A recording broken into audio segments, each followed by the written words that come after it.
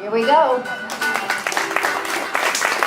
Well, it's 1998, and she and her son Jim are driving to Florida when he turns to her and he says, "Mother, what are you thinking about?"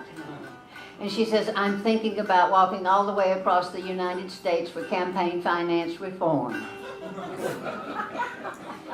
Poor Jim. 64-year-old himself and his wheezing 88-year-old mother says something like this. "Oh boy," he says, keeps driving. It seems that on this long drive, she's remembering that meeting of her women's study group, the Tuesday Morning Academy, when she had lamented, "It looks like you can't be elected to office anymore without $1 million. And somebody said, "Well, Doris, what do you plan to do about it?" Well, she learned the hard way that petitions were not enough. It seems that congressmen were no longer concerned about the needs of citizens who were not major campaign donors.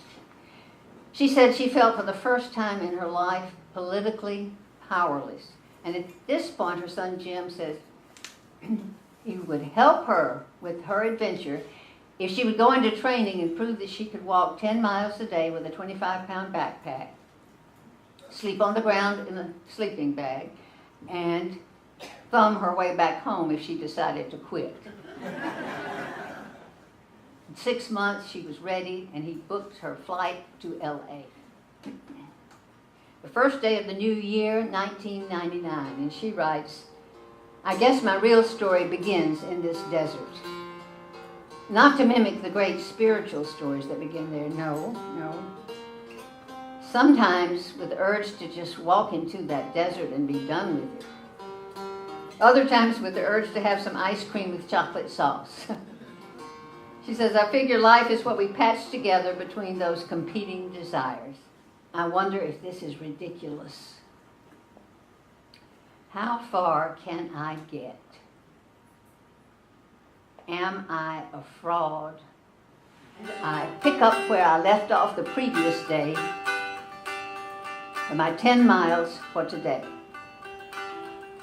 In the dust ahead, I see Dennis's old van, now my overnight camper and oasis for water.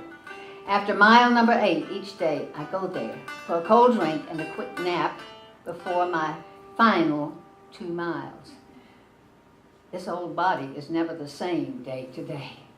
Some newly sore toe, some pinching or rubbing somewhere, the ache du jour. After age 40, it's always something. After 85, it's always nearly everything.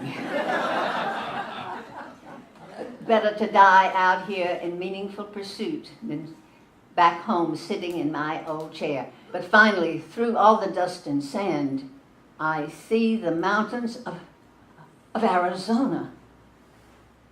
I have crossed all of California, 260 miles.